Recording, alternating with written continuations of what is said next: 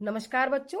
आपने पाठ 6 नागार्जुन कवि नागार्जुन की एक छोटी सी कविता सुनीता मैम से पढ़ी थी, यह दंतुरित मुस्कान। इस कविता में एक छोटे से शिशु की मुस्कान का मनमोहक चित्रण हुआ कि किस प्रकार कवि अपने बच्चे की मुस्कान पर मुग्ध हो जाता है और उसकी जो मुस्कान होती है शिशु की, वो मुर्दे में भी जान डाल देती है। उसके धूल से सने शरीर को देखकर लगता है कि मानो झोपड़ी में भी कमल खिल उठे हों और बांस बबूल के पेड़ों से शेफालिका के फूल झड़ने लग गए हों। उसकी मुस्कान को देखकर पत्थर भी पिघलकर जलधारा बन जाती है। दांत निकालने वाले शिशु ने पहली बार कवि को, अपने कवि पिता को नहीं पहचाना था, परंतु जब उसकी माँ ने उसे कवि से परिचित करवाया कि यह तुम्हारे पिताजी हैं, तो पहले तो कवि को, अपने कवि पिता को कनखियों से देखने लगा, फिर नजरें मिलने पर मुस्कुराने लगा। उसकी मुस्कुराहट सचमुच प्राणवान थी। तो यह थी एक दंतुरित मुस्कान। और आज हम पढ़ेंगे उनकी दूसरी छोटी कविता फसल।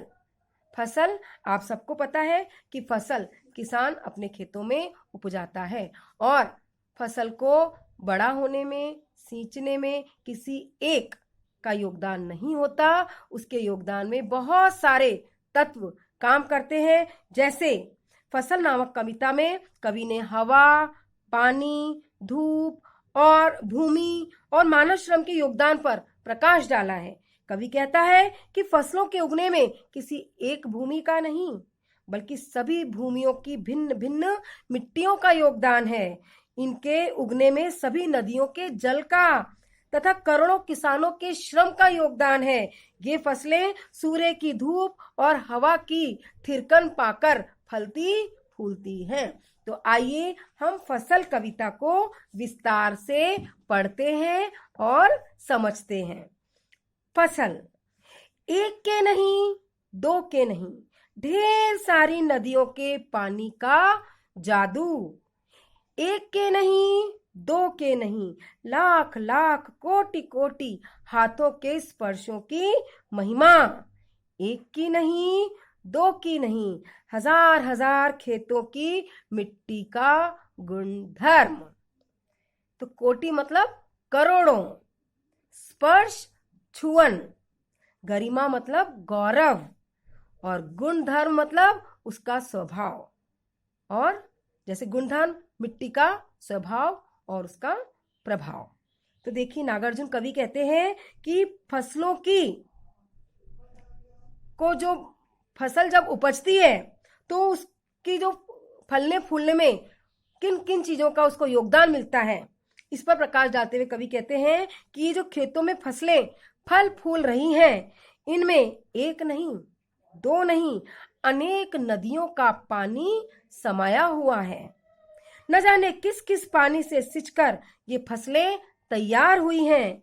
इन्हें तैयार करने में एक नहीं, दो नहीं, लाखों लाखों, करोड़ों करोड़ों लोगों के हाथों का स्पर्श मिला है। लाखों लोगों का, करोड़ों लोगों के स्पर्श से ये फसल तैयार हुई है। लाखों करोड़ों नदियों का जल मिलने से ये सिंचित हुई है और न जाने कितने करोड़ किसान और मजदूरों ने इन्हें अपने हाथों से तैयार किया है।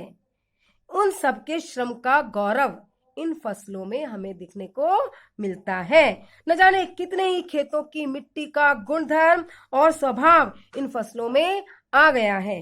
आशय यह है कि फसलें पूरे देशवासियों की मेहनत का फल है, तब जाकर ये फसलें फलती फूलती हैं। इसकी अगली पंक्तियां देखिए। फसल क्या है? और तो कुछ नहीं है, यह नदियों के पानी का जादू है, यह हाथों के स्पर्श की महिमा है, भूरी काली संदली मिट्टी का गुण धर्म है, रूपांतर है सूरज की किरणों का, सिमटा हुआ संकोच है हवा की थिरकन का। जादू मतलब प्रभाव, स्पर्श छुअन, मैंने बताया था आपको, छूना, महिमा महत्व, प्रभाव, संदली मतलब एक प्रकार की मिट्टी, संदली मिट्टी, रूपांतर मतलब बदला हुआ रूप, संकोच सिकुड़ना, सिमटना, थिरकन, नाचना, लहराना और थिरकना। अब इसको आप समझिए। कवि प्रश्न करता है स्वयं से ही कि फसल क्या है।